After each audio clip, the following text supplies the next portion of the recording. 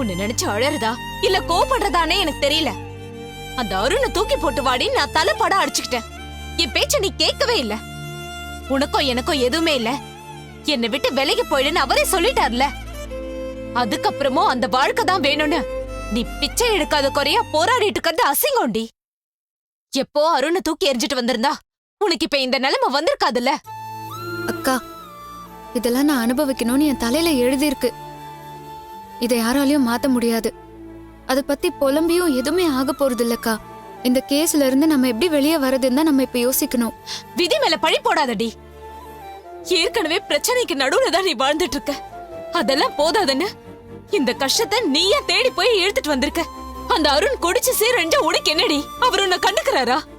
உன் மேல அக்கறை எடுத்துக்கிறாரா? நீ ஏண்டி அவருக்காக இப்படி உருகுற?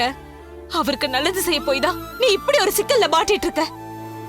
அக்கா, உன் புருஷன் தப்பான வழியில போறான்னு தெரிஞ்சா உன்னால சும்மா இருக்க முடியுமா?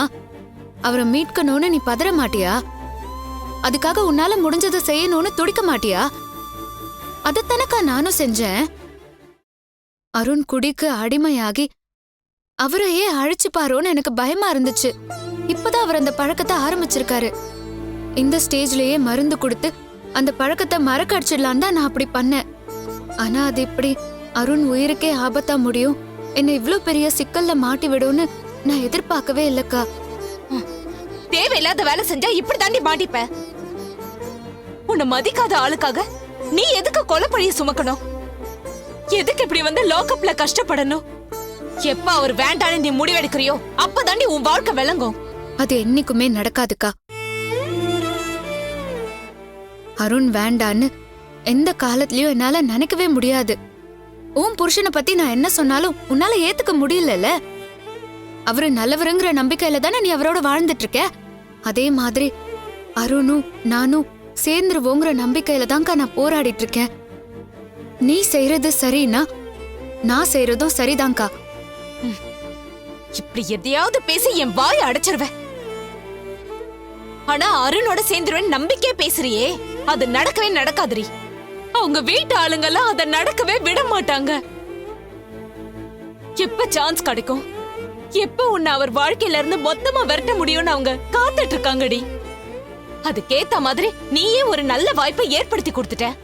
இந்த கேஸ வச்சே உன்னை ஒழிச்சு கட்டணும்னு அவங்க முடிவு பண்ணிருப்பாங்கடி. வேற ஏதாவது பிரச்சனைனா கூட அவங்க வீட்டுக்கு போய் பேசலாம், பக்குவமா பேசி அவங்க முடிவையாவது மாத்த பாக்கலாம். ஆனா அருணை கொல்ல பார்த்தான்னு உன் மேல கொலைப்பழிய போட்டிருக்காங்கடி. உன்னை பத்தி நல்லா தெரிஞ்சும் வேணும்னு உன்னை மாட்டி விடதான் இப்படி கம்ப்ளைண்ட் பண்ணிருக்காங்க. உன்னை அழிக்கணும்னு நினைச்சிட்டு இருக்கவங்க கூட என்னால சண்டை போட முடியும். அவங்க கிட்ட போய் எப்படி சமாதானமா பேசி கேஸ வாபஸ் வாங்க வைக்கிறதுன்னு ஒரே இல்ல. அக்கா, நீ யாரையும் சமாதானம் செய்ய வேண்டாம்க்கா. நான் எந்த தப்பும் செய்யலன்னு எனக்கு தெரியும், அந்த சாமிக்கும் தெரியும். என் மேல எந்த தப்பும் இல்லைங்கிறப்போ நான் ஏன்கா பயப்படணும்?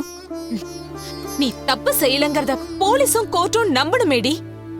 இப்ப வரைக்கும் அவங்க உன்னதான குற்றவாளியா பாக்குறாங்க. எப்படியும் உன்னை ஜெயில போட்டுருவாங்க.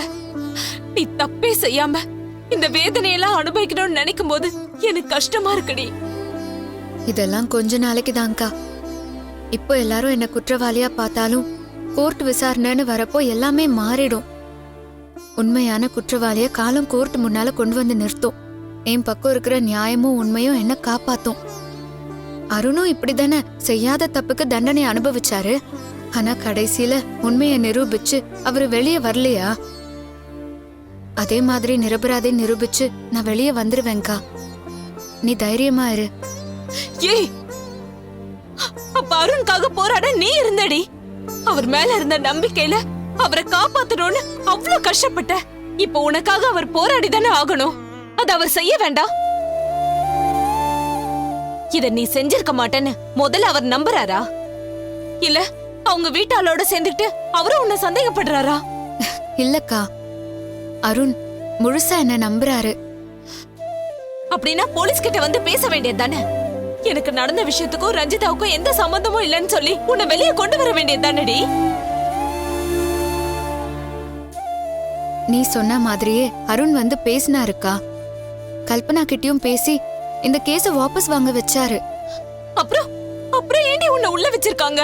கம்பெனி சார்பில் தனியா என் மேல இன்னொரு கேஸ் கொடுத்திருக்காங்க.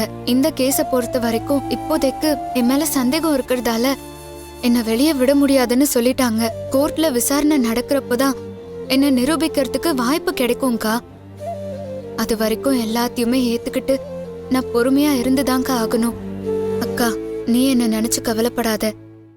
இது எனக்கு சோதனையான நேரம். அதான் இப்படி எல்லாம் நடக்குது. இதை விட பெரிய பிரச்சனையெல்லாம் நான் கடந்து வந்திருக்கேன்க்கா. இந்த கஷ்டத்துல இருந்தும் நான் மீண்டு வருவேன்க்கா. நீ நம்பிக்கையோட எனக்காக வேண்டிக்கோ, அதுவே எனக்கு போதும். நான் உனக்கு ஆறுதல் சொல்ல வந்தா நீ எனக்கு தைரியம் சொல்லிட்டு இருக்க. ரொம்ப நாளைக்கு உன்னை வாட்டி வதைக்காம சீக்கிரமே நீ இத கடந்து வரணும். இப்ப என்னோட ஒரே வேண்டுதல் அதுதாண்டி. நம்ம குலசாமி தான் உனக்கு துணையா இருந்து உன்னை மீட்டு கொண்டு வரணும்.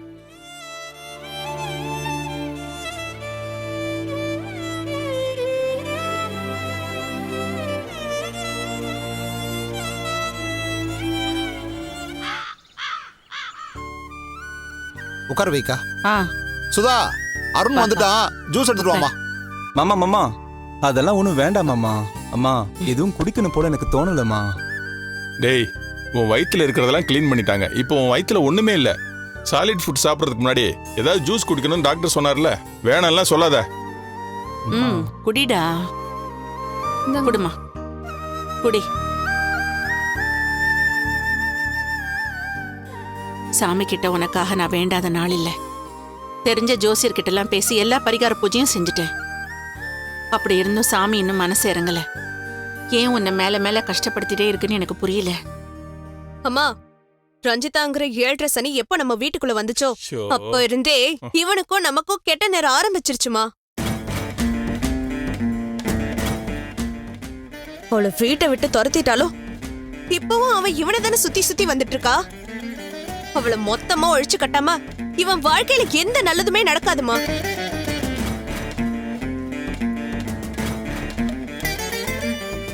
கல்பனாக்கும் இவனுக்கும் உடனே கல்யாணம் பண்ணாதான் அவ இவனை விட்டு விலகி போவா. இவன் வாழ்க்கையும் உருப்படும். வித்யா, அருணே இப்பதான் ஹாஸ்பிட்டல் இருந்து வந்திருக்கான். அவன் ஹெல்த் எப்படி இருக்குன்னு கேட்கறத விட்டுட்டு கல்யாணத்தை பத்தி பேசி எதுக்கு அவனை நோக்கடிக்கிற? மாமா, சுயநல பேய்னு கேள்விப்பட்டிருக்கீங்கல்ல, அதுக்கு உதாரணமா என் அக்கா வாழ்ந்து காட்டிட்டு இருக்கா. அம்மா, இவளை வாயை மூடிட்டு இருக்க சொல்லுங்க. அக்கான்ற மரியாதையே இல்லாம இவ என்ன பத்தி ரொம்ப மோசமா பேசிட்டு இருக்காமா. உனக்கு மரியாதை கொடுக்கணும்னா அதுக்கு ஏத்த மாதிரி நீ தான் நடந்துக்கணும். ஹேய், நிறுத்துங்க. இப்ப எதுக்கு அனாவசியமா சண்டை போட்டுட்டு இருக்கீங்க? யாரும் எதை பத்தியும் பேச வேணாம். இவனை கொஞ்சம் நிம்மதியா இருக்க விடுங்க.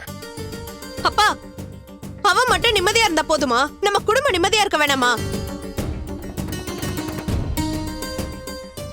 இப்ப இவன் நல்லா தானே இருக்கான். இவன் கிட்ட இப்பவே பேசினாதான் உண்டு. பாத்துக்கலாம் பாத்துக்கலாம்னு இவ்வளவு நாள் தள்ளி போட்டதுனாலதான் ஏதாவது ஒரு பிரச்சனை வந்துகிட்டே இருக்கு. இன்னைக்கு இப்பவே இதுக்கு ஒரு முடிவு கட்டி ஆகணும். இங்க பாரு டேய், நான் போன்ல என்ன பேசினேன்னு ஞாபகம் இருக்கா? என் வேலையை புடுங்கி கல்பனாக்கு கொடுத்துட்டாங்க. நீ இவளை கல்யாணம் பண்ணிக்கிட்டா அந்த வேலையை எனக்கு விட்டு கொடுத்துருவாவ. எனக்கு அந்த வேலை எவ்வளவு முக்கியம்னு உனக்கே நல்லா தெரியும். நீ என்னடா சொல்ற? வித்யா, அந்த பதில தான் நான் அப்பவே சொல்லிட்டேன்ல. லீகலா உனக்காக ஃபைட் பண்ண நான் ரெடி தான். அந்த வேலைக்காக எங்க போய் பேசணும்னு சொல்லு, நான் போய் பேசுறேன். ஆனா இவளை கல்யாணம் பண்ணிக்கொண்டு மட்டும் என்கிட்ட சொல்லாத.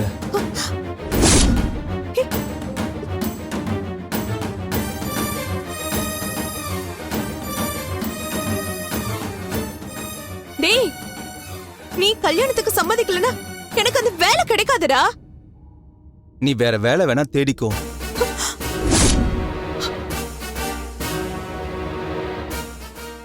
இல்ல உனக்கு அந்த வேலை தான் வேணும்னா கல்பனா கிட்ட போய் பேசு.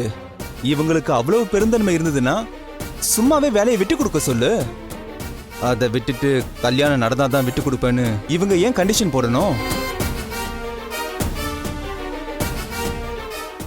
அருண், எனக்கு ஒரு உத்தரவாதம் வேண்டாமா? என்னை யாரும் வீட்டை விட்டு விரட்ட போறது இல்ல. கடைசி வரைக்கும் நீ எங்க குடும்பத்துல ஒருத்தியா இருக்க போறேன்னு அத்தை சொன்னாங்கதான். ஆனா எத்தனை நாளைக்கு விருந்தாளியாவே இருக்க முடியும்? நான் இந்த வீட்டு மருமகங்கிற அங்கீகாரமும் உரிமையும் கிடைச்சாதானே நான் எந்த சங்கடமும் இல்லாம இருக்க முடியும். அதெல்லாம் உனக்கு கிடைக்கவே கிடைக்காது கல்பனா.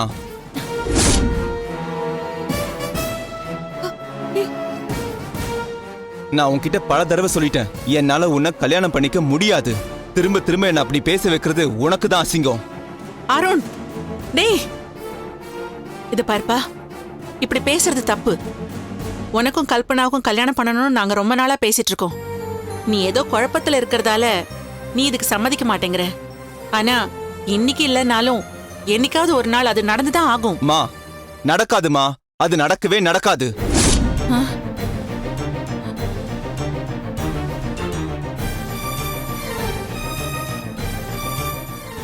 அன்னைக்கும் சரி இன்னைக்கும் சரி கல்பனாவை கல்யாணம் பண்ணிக்கிறேன்னு நான் வாக்கு கொடுக்கவே இல்ல. எவ்வளவு நாள் ஆனாலும் அந்த முடிவு மாறவே மாறாது. டேய், இந்த விஷயத்துல மட்டும் ஏன்டா இவ்வளவு பிடிவாதமா இருக்க? ஏன் வேலை விஷயத்துல நீ கூட தான் இறங்கி வர மாட்ற? உனக்காக அண்ணனை மட்டும் தியாகம் பண்ண சொல்ற? அண்ணனுக்காக நீ வேலையை விட்டு கொடுக்க கூடாதா? சுதா, பெரியவங்க நாங்க பேசிட்டு இருக்கோம்ல, நீ தலையிடாத, பேசாம இரு. டேய், நீ என்ன பத்தி கவலைப்பட வேண்டாம். எனக்காக தியாகம் எல்லாம் பண்ண வேண்டாம். அம்மா இந்த கல்யாணத்துக்கு உத்தரவாதம் கொடுத்துதா கல்பனாவை இங்க கூட்டிட்டு வந்திருக்காங்க. என் வேலைக்காக இல்லனாலும் அம்மாவுடைய வார்த்தைக்காக நீ இதுக்கு சம்மதிக்கலாம்ல? அம்மாக்காக இது கூட செய்ய மாட்டியா? இங்க பாரு வித்யா, இந்த மாதிரி சென்டிமெண்டலா பேசலாம் என்னால என் முடிவை மாத்திக்க முடியாது.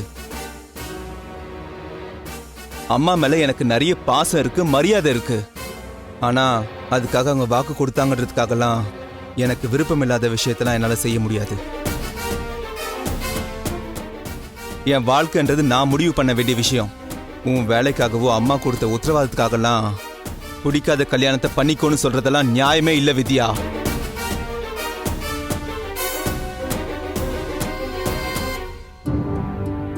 இங்க பாரு, எனக்கு இஷ்டம் இல்லாத வாழ்க்கையை திணிக்கிறத விட நீங்க என்ன சாகவே விட்டுருக்கலாமே.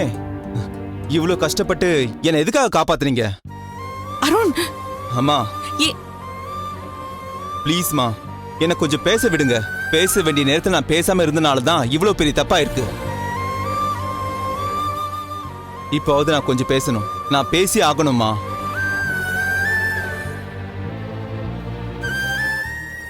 வித்யா, உன் வாழ்க்கையில என்ன நடந்துச்சுன்னு உனக்கு ஞாபகம் இருக்கா?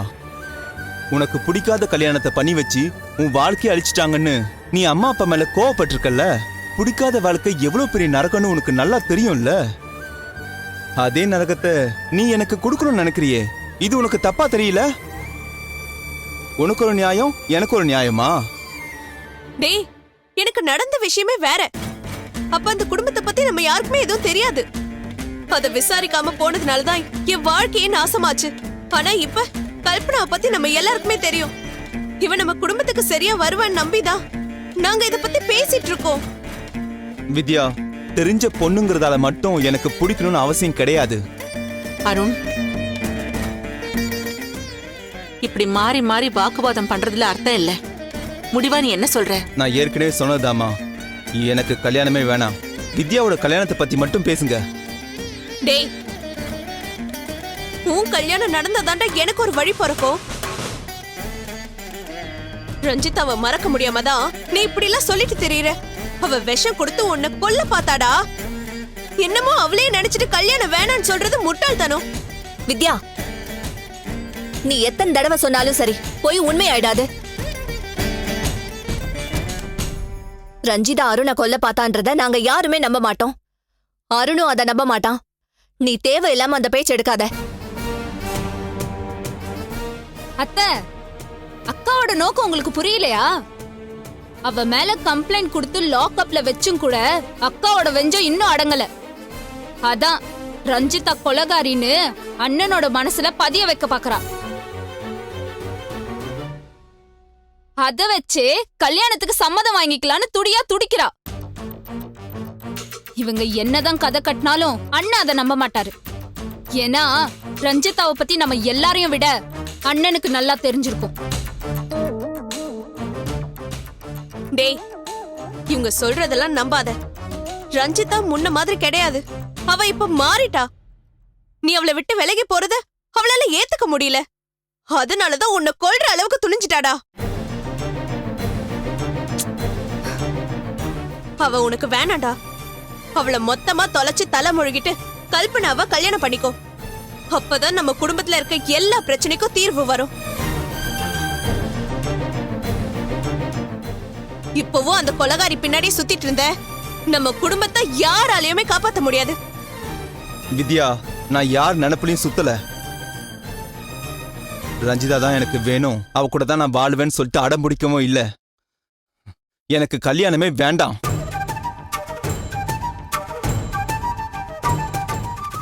என் முடிவுக்கு மதிப்பு கொடுத்து என்ன கொஞ்ச நாள் தயவு செஞ்சு ஃப்ரீயா விடுங்கன்னு தான் நான் சொல்றேன். டேய், இவ்ளோ தூரம் சொல்லிட்டு இருக்கோம், நீ மாறவே மாட்டேங்கிற. அம்மா கூட பிறந்தவங்கன்னு யார் மேலயும் உனக்கு அக்கறை இல்லையா?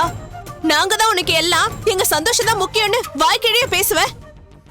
அந்த வார்த்தையை கூட காப்பாத்த துப்பு இல்லனா நீலா என்னடா மனுஷன்? வித்யா, நீ நினைச்சது நடக்கணும்ன்றதுக்காக அவனை பத்தி தப்பா பேசாத. அவன் தெளிவாதான் இருக்கான்.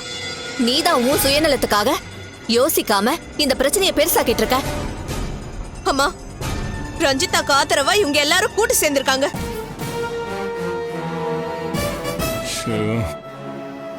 நம்ம 2 பேரையும் கொன்னு கொல்லி வைக்காம இவங்க எல்லாம் ஓயவே மாட்டாங்கம்மா. இவன் மட்டும் சரியா இருந்தா நமக்கு எந்த கஷ்டமும் இருக்காது. இவ ரஞ்சிதா பைத்தியம் புடிச்சு திரியறதுனாலதான் நம்ம குடும்பமே நாசமா போயிட்டு இருக்கு. வித்யா, உன் வாயிலிருந்து நல்ல வார்த்தையே வராதா? ஏன் இப்படி நெகட்டிவா பேசிட்டு இருக்க? அப்பா, அது வந்து வாயை மூடு. இது வரைக்கும் நீ பேசினதெல்லாம் போதும். ஏதோ கோவத்துல பேசுற, கொஞ்ச நேரத்துல அடங்கிடுவேன்னு பார்த்தா நீ நிறுத்தவே மாட்டேங்கிற. இவனே இப்பதான் செத்து பொழைச்சு வந்திருக்கான். இவன் உடம்புலயும் மனசுலயும் கொஞ்சமாவது தெம்பு வர வேண்டாம்? இவனை பத்தி கொஞ்சம் கூட யோசிக்காம நீ நினைச்சது நடக்கணும்னு அவ்வளவு தீவிரமா பேசிட்டு இருக்க. ச்சே, என்ன இருந்தாலும் இவ்வளவு சுயநலம் இருக்க கூடாது. என்னங்க வேதா, வித்யாவுக்கு ஆதரவா நீ எதுவும் சொல்ல வேண்டாம். எனக்கு ஓ மேலே வருத்தம் தான். இந்த பேச்சு இப்ப தேவையில்லைன்னு நீ ஆரம்பத்திலே தடுத்திருக்கணும். நீயும் அவ கூட சேர்ந்து பேசுறது சரியில்லை. இல்லங்க, அது நம்ம அருணுக்காக. வேண்டாம், திரும்ப முதல்ல இருந்து ஆரம்பிக்க வேண்டாம். இவன் கொஞ்சம் ரெஸ்ட் எடுக்கட்டும். எதுவா இருந்தாலும் அப்புறம் பேசிக்கலாம். அருண், நீ ஒரு ரூம்ல போய் நல்லா ரெஸ்ட் எடு. சுந்தர் மாமா, நீ உன்னை கூட்டிட்டு போ. சரி மாமா. அருண், போலவா. மத்தவங்களும் அவங்கவுங்க வேலையை போய் பாருங்க.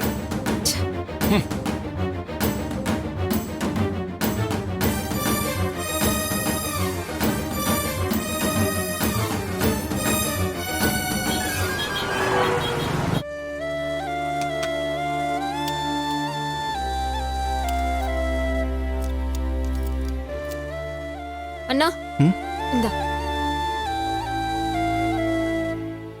அண்ணா, டீ காஃபி ஏதாச்சும் குடிக்கிறியா? இல்ல சுதா, 2 நாளைக்கு எதுவும் குடிக்க கூடாதுன்னு சொல்லிட்டு டாக்டர் சொல்லியிருக்காரு. அண்ணா, இப்போ உடம்பு எப்படின்னா இருக்கு? மயக்கம் வர மாதிரி இல்ல வாமிட் வர மாதிரி ஏதாச்சும் ஃபீலிங் இருக்கானா? இல்ல சுதா, கொஞ்சம் டயர்டா இருக்கு. ஆனா மத்தபடி வேற எதுவும் பெருசா இல்ல. அண்ணா, நீ இருந்த கண்டிஷனை பார்த்து நாங்கெல்லாம் ரொம்ப பயந்துட்டோம்ண்ணா. ரஞ்சிதா மட்டும் என்ன கரெக்டான டைம்ல ஹாஸ்பிட்டலுக்கு கூட்டு போகலன்னா என்னை காப்பாத்திருக்க முடியாதுன்னு டாக்டர் சொன்னாரு. இல்லனா என் நிலைமை ரொம்ப மோசமா இருக்கும் சுதா. தேங்க்ஸ்ண்ணா. அக்கா கல்பனாலாம் ரஞ்சிதா தான் உனக்கு விஷம் கொடுத்து கொல்ல பார்த்தாங்கன்னு சொன்னாங்க. அவ மேல கம்ப்ளைண்ட் கொடுத்து லாக்அப்லயும் போட வச்சுட்டாங்க. நீயாச்சு அவளாலதான் பெரிய ஆபத்துல இருந்து தப்பிச்சிட்டேன்னு பாசிட்டிவா பேசின. அதுக்குதான். அண்ணா, என்ன யோசிக்கிறீங்க? இத ரஞ்சிதா செஞ்சிருப்பான்னு நீ நம்புறியா? ஏய், என்ன சுதா இப்படி கேக்குற? நான் அவளை சந்தேகப்பட்டிருந்தேன்னா நான் பொழைச்சதுக்கு அவதான் காரணம்னு நான் சொல்லியிருப்பேனா? ரஞ்சிதாவை சந்தேகப்படுறது என்ன நானே சந்தேகப்படுற மாதிரி சுதா. அந்த தப்ப நான் என்னைக்குமே செய்ய மாட்டேன். ரஞ்சிதா மேல இவ்ளோ நம்பிக்கையா பேசுற நீ, அப்போ ஏன்னா அமைதியா இருக்க? அவதான் உன்னை கொல்ல பார்த்தான்னு அம்மாவும் அக்கா கல்பனா இப்படி எல்லாரும் வாய்க்கு வந்தபடி பேசினாங்க. ரஞ்சிதா இப்படி செஞ்சிருக்க மாட்டான்னு நீ அவங்க கிட்ட ஸ்ட்ராங்கா சொல்லிருக்கலாமேனா? அவ மேல கொடுத்த கம்ப்ளைண்ட்டை ஏன் வாபஸ் வாங்கல? எனக்கு பதிலா நீயே எல்லாமே பேசிட்டியே சுதா.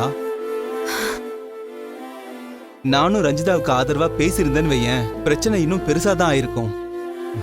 ஹாஸ்பிட்டல் இருந்து நானே இப்பதான் வந்திருக்கேன். அவங்க கிட்ட வாக்குவாதம் பண்றதுக்கோ இல்ல சண்டை போடுறதுக்கோ எனக்கு தெம்பே கிடையாது. சூப்பர்னா, ரொம்ப சாதாரணமா சொல்ற. செய்யாத தப்புக்காக ரஞ்சிதாவை லாக்அப்ல வச்சிருக்காங்க. அவ தான் உன்னை காப்பாத்துனான்னு நீயே சொல்ற. ஆனா அவ தான் உன்னை கொல்ல பார்த்தான்னு அவ மேல அவங்க அபாண்டமா பழி போட்டிருக்காங்க. விஷயம் தெரிஞ்சோனே நீ கொதிச்சிருக்க வேண்டாமா? ஹாஸ்பிட்டல்ல இருந்து நேரா அவளை போய் பாத்துக்க வேண்டாமா? உன்னோட ஆபீஸ் ஸ்டாஃப் எல்லாருமே போய் அவளை பார்த்துட்டு ஆறுதல் சொல்லிட்டு வந்தாங்க. ஆனா நீ போய் பாக்குற மாதிரி வருமானா? ரஞ்சிதா உன்னதான் எதிர்பார்த்துட்டே இருப்பா. நீ போய் பார்த்து உனக்காக நான் இருக்கன்னு ஒரு வார்த்தை சொன்னா போதும், அவ தெம்பாயிடுவா. ரஞ்சிதாக்காக உன்னால இது கூட செய்ய முடியாதா? வீட்லதான் உன்னால பேச முடியாது, சண்டை போட முடியாது. ஆனா அவள போய் பாக்குறதுல உனக்கு என்ன பிரச்சனை? சுதா, நான் போய் அவளை பார்த்துட்டு வரமாட்டேன்னு சொல்லியே. அம்மா கஷ்டப்படக்கூடாதுன்றதுக்காக தான் நான் நேரா இங்க வந்தேன். புருஷன் வந்து பாக்கலன்னு அவ கஷ்டப்பட மாட்டாளா? அவளுக்கு தைரியம் சொல்ல வேண்டிய இடத்துல நீ தானே நான் இருக்க. சுதா, நான் இப்ப போறதே அவளை பார்க்கறதுக்காக தான். நீங்க எவளையும் பார்க்க போக கூடாது.